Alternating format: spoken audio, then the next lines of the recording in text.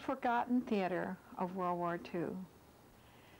One of the most intense and complex military operations in history. Some of the most difficult flying conditions in the world over the most treacherous terrain on Earth. Those are remarks from documentaries and books about the airplane missions from India to China over the Himalayas, also called the Hump. Stay tuned.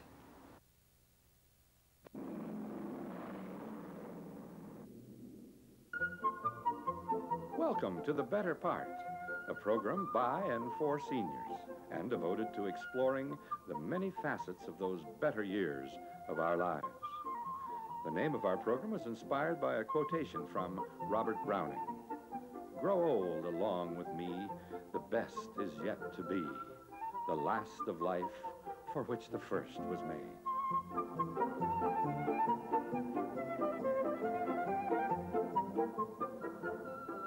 Now, sit back and enjoy a program made especially to provide seniors with useful information, plus some lighter moments to brighten your day. Captain Harry Shangnon is a retired Air Force pilot. He flew the B-29 during World War II and has been on our program before telling us about the many interesting things of the B-29s and some of their missions. He has become a historian for that period of time and those missions. He's collected many letters, photos, documentaries on video, books. He's interviewed many people. And he's here today to tell us about those frightening missions over the Himalayas. Thank you for being with us, Harry. Hi there. It's a pleasure to be here, and maybe we can tell the people some of the things that happened. Okay.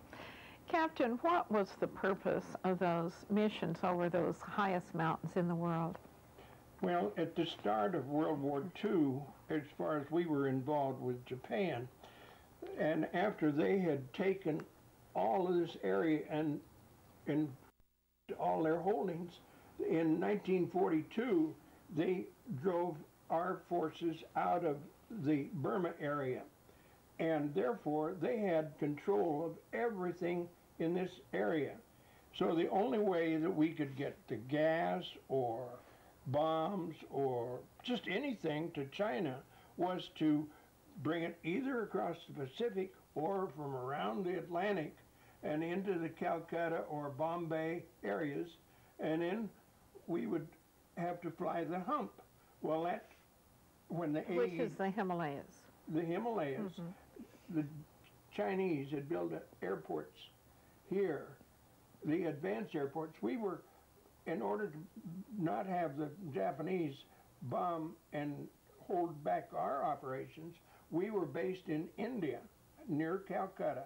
And then we would fly over the hump to our bases at the Chengdu area. And then, after we had made 6 or 7 trips hauling materials over there, then we would go on a bombing mission from there over here to the Kyushu island of Japan. And it was a hazardous thing. In fact, flying the hump was even more dangerous than combat missions. We lost more planes, more people. The Japanese didn't do as much damage as the wear and tear on our B-29s hauling supplies over there. So you actually then had to haul, I believe it was 6 round trips over the hump from India to China for one bombing mission. And sometimes it took more than that. If we ran into weather or had problems with our planes, then we had to make more trips. How long a distance? Well, we were flying like 1,200 miles from Calcutta area up to the Chengdu area. Now, the ATC had been flying to Kunming and Chongqing, but see, they were too far for us to fly our combat missions. And so what's ATC? The air transport and cargo? Yeah. So they carried the supplies like... Well, they did in their little airplanes, and they had been started in 1942, and they increased the deliveries a little more in 1943 and 1944. So they brought the B-29s in for a couple of reasons. Of course, they had to fly the missions. They were the bombers who were bombing Japan, but they also could carry more cargo than, because they could fly higher over the mountains and they had stronger engines. So, Okay, as we mentioned before, the B-29 was the best plane to come out of World War II, and it flew the highest and the farthest and all, but it was an experimental airplane. It was designed with a lot of innovations. let's talk about the difficulties of those missions.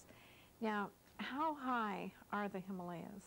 Well, the Himalaya range that we would fly over in northern Burma were from 14 to 20,000 feet, and they covered a width of maybe 100 miles. But then if we ran into bad weather, that could be doubled or something. And then from where the ATC flew their missions, from Chaba and Jorhat to over to Kunming and Chongqing in China, they flew maybe 500-600 miles. But we flew 80 miles, from 80 miles west of Calcutta on up to the Chengdu area, so we were flying 1,200 miles. And how long did that take? Well, we weren't doing 200 miles an hour, so we were always hoped that we could do it in a 6-hour one-way trip. Mm-hmm. And then we might have to stay over a day or two or to fix the planes, because they didn't always work just right. And so it might be 2-3 days before we'd get back. Mm-hmm. But in actual, from taking off in India to China was about, well, we on always, a typical day, without storms and problems, how long a flight was it? Well, it took about 6 hours, because as we mentioned, we never flew over 200 miles an hour because we were flying piston engines. A lot different now are these jets. Mm-hmm. In other words, gee, you can fly from San Diego up here in an hour and a half, and in those days it would take us 6 hours. 6 hours. And that was, you had a lot of different problems with that, because sometimes your planes were not working well. The B-29s had been assembled very quickly in the factories, and no two B-29s were the same, and you were not able to get equipment in to repair them. A lot of problems went on with those planes, so weren't you many times flying with not enough engines? Well, those engines that we had were Wright engines, and they built them by taking a bank of 9-cylinder engines and adding another one, a bank of 9, so that made an 18-cylinder engine. But they were always overheating. The manufacturers thought they could save weight, which was always a problem, and they started using aluminum and magnesium, but those burnt real easy, and so we often had fires catch on. And to begin with, the design for the cowl flaps was that they were long and to protect the air in and around the engine, but then it created heating problems. And so eventually we cut them down or even cut them out completely.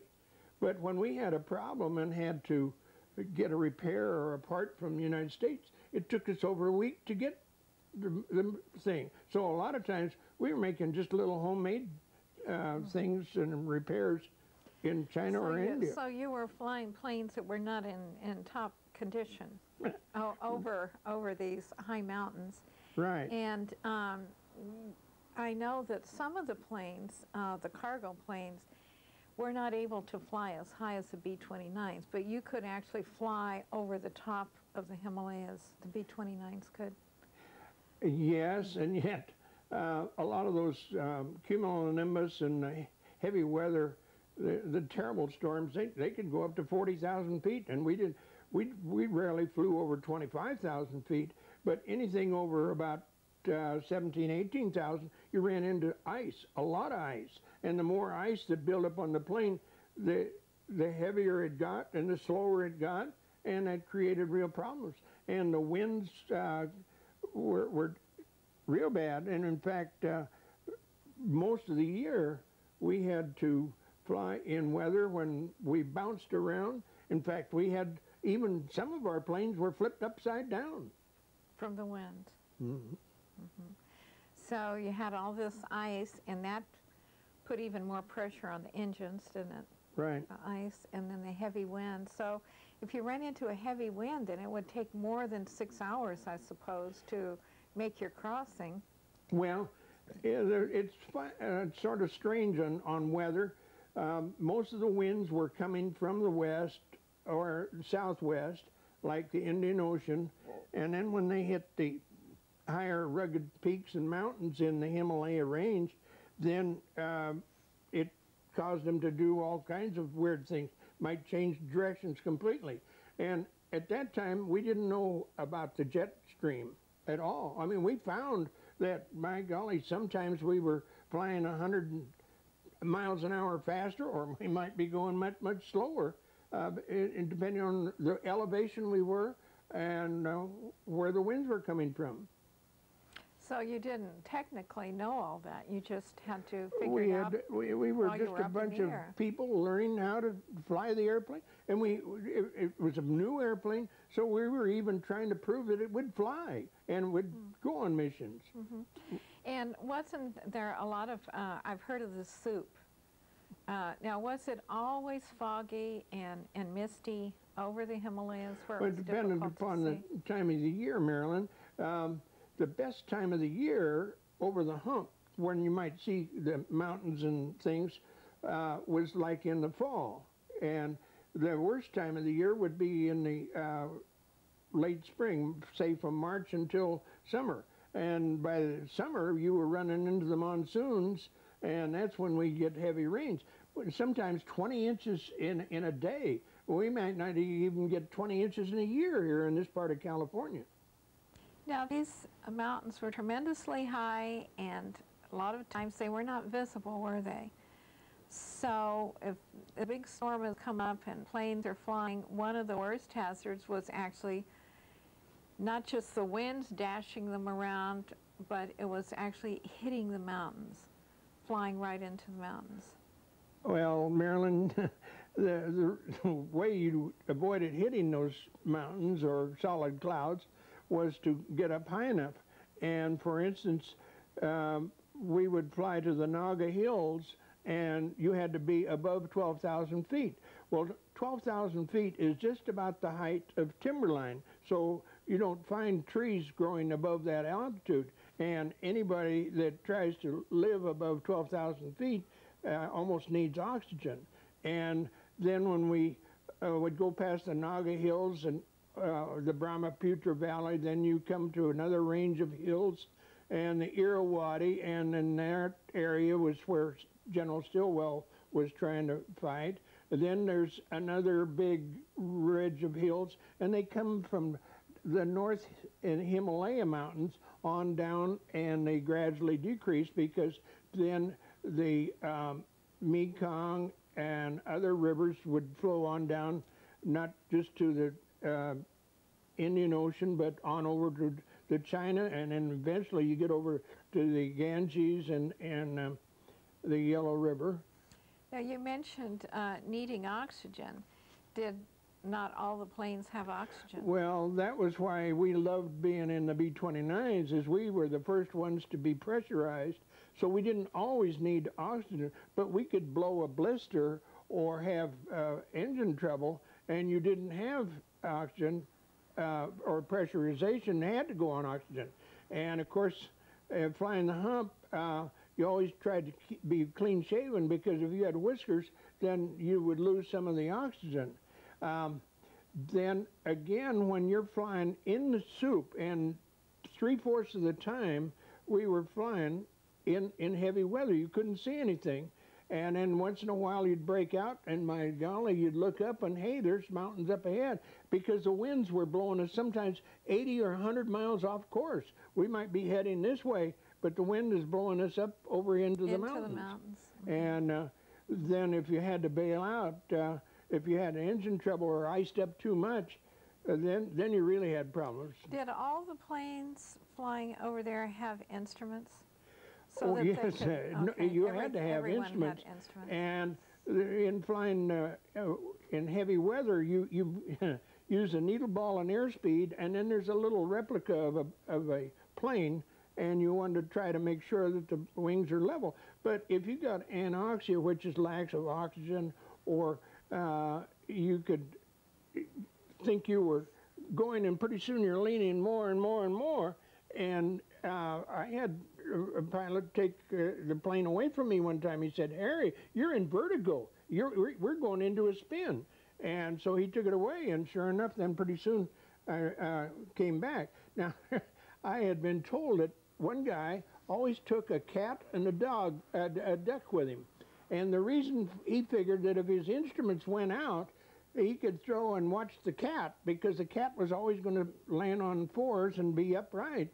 And gosh, he used the duck because a lot of times he came in to land, and the duck could help him land in the water. I mean, on the runway. And one thing that I remember hearing too was that their gasoline was so limited, the fuel was so limited, that they'd give you just a minimum amount to fly over and back. So you'd take your gasoline cargo over, leave it in China, and barely have enough gasoline to fly back over the hump to your base in India. And some of the people did actually, if they had engine trouble and had to fly on fewer engines, that took more gas, didn't it? Or if they got in a heavy wind, so that oftentimes they didn't make it back to the base in India because they ran out of gas. They call it the aluminum trail. And it was because there were so many planes lost all the time.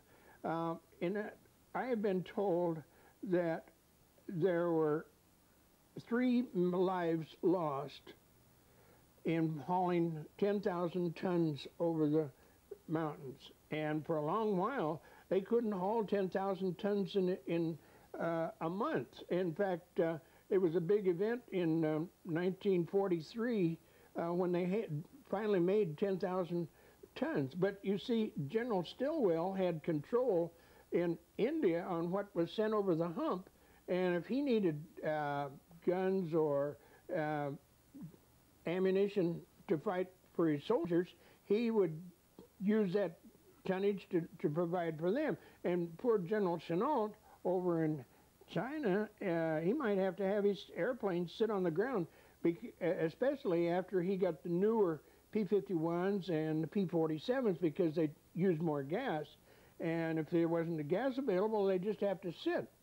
And that was awkward. So we want to talk about the aluminum trail.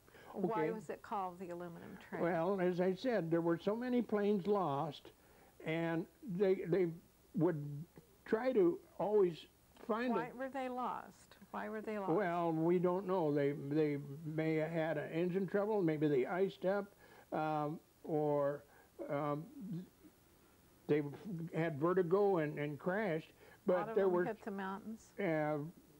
They might not hit the mountains.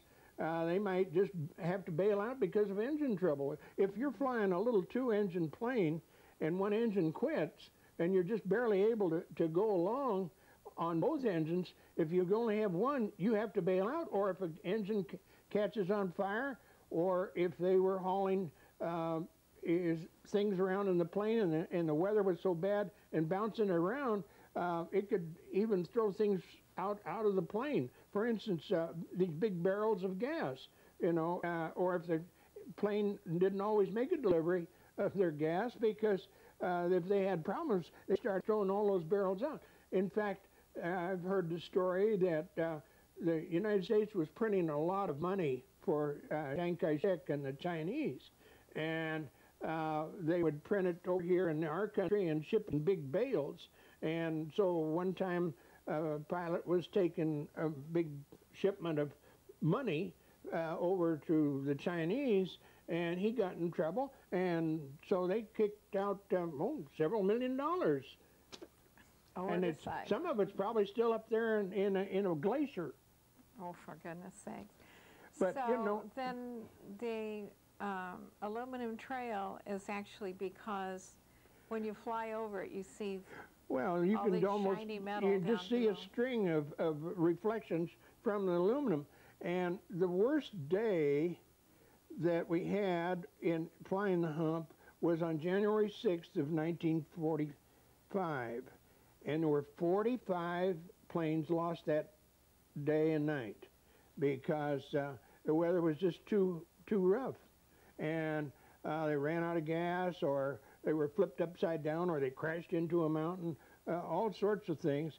And usually the search and rescue people would try to put a big X painted on something so that every time somebody would report a thing, a crash or a new plane down, they could look at the location of the map and say, or see that it had an X on it, knowing that they'd already investigated that. So it was not usually, they were not usually able to land because of the rugged terrain, the mountains and the jungle, so they had to bail out.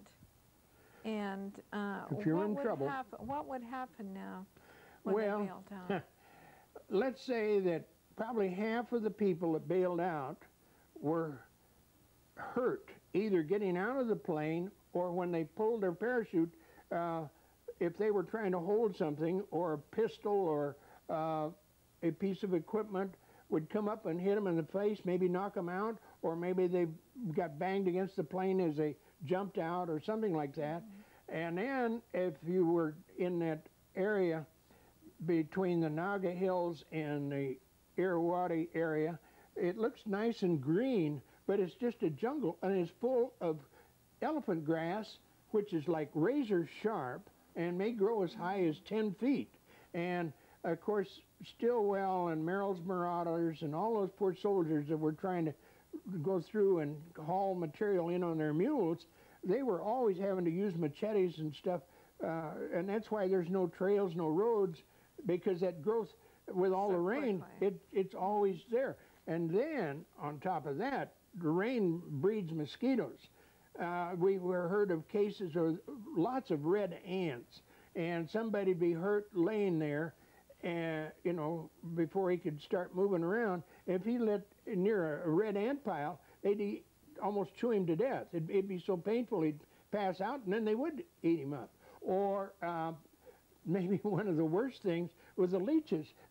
You could never go around with open skin. You always had to be covered up, because a leech is probably an inch or 2 inches.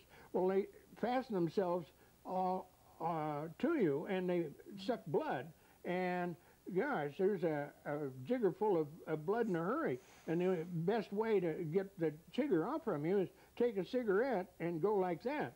Otherwise, if you try to pull him off, his head is still there, and he's still draining blood out of you. Maybe you got 50 those doggone insect or I guess they're insects, parasites of some sort.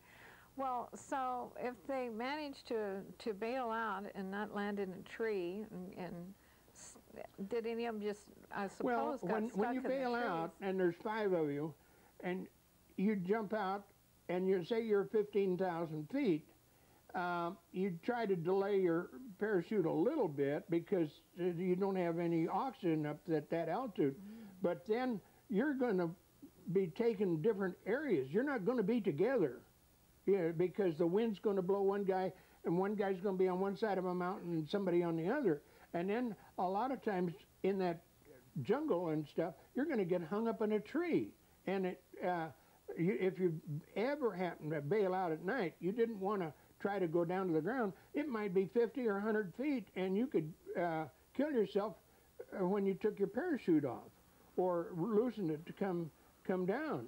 And then if you got down and you tried to locate your friends, you stumbled around, there's no trails, maybe you're following something that a tiger or some other wild animal is around, and you're going on this trail, and then you see a human being, and usually those little native people were only about 4 feet tall, and you didn't know whether they were going to be friendly or not, whether they were going to be a headhunter, Or if they did come up and you give them a little money or something to take to a friend, they might take you to a Japanese and get 800 rupees for turning you in. Now, I've heard that even today, when you fly over the Himalayas, you can every once in a while get a little glint of silver-looking metal. Right.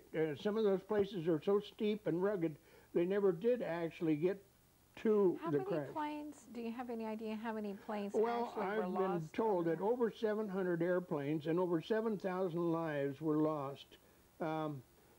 Sometimes there might be hauling passengers, and so not only were the 4 or 5 crew members lost, but they could have maybe 30 passengers who didn't make it. Well, you know, you were talking about you were talking about being the forgotten theater, and you explained to me why. But you know, really, as a child growing up, I saw movies about the fighting in Germany and Europe, and a little bit in Africa and Japan and stuff.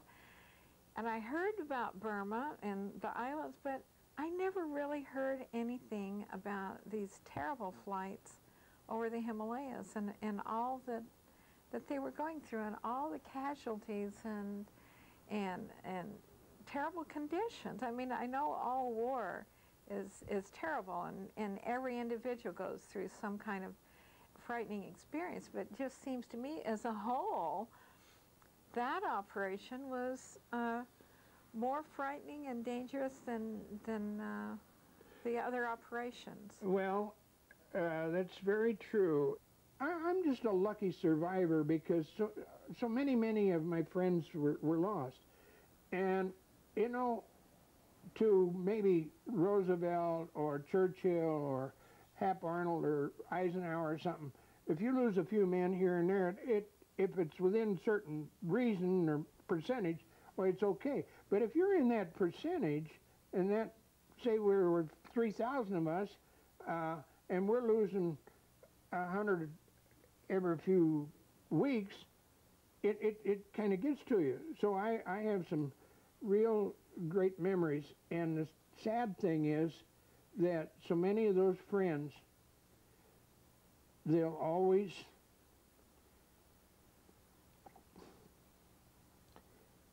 forever be young. They never got old. Thanks for keeping the history.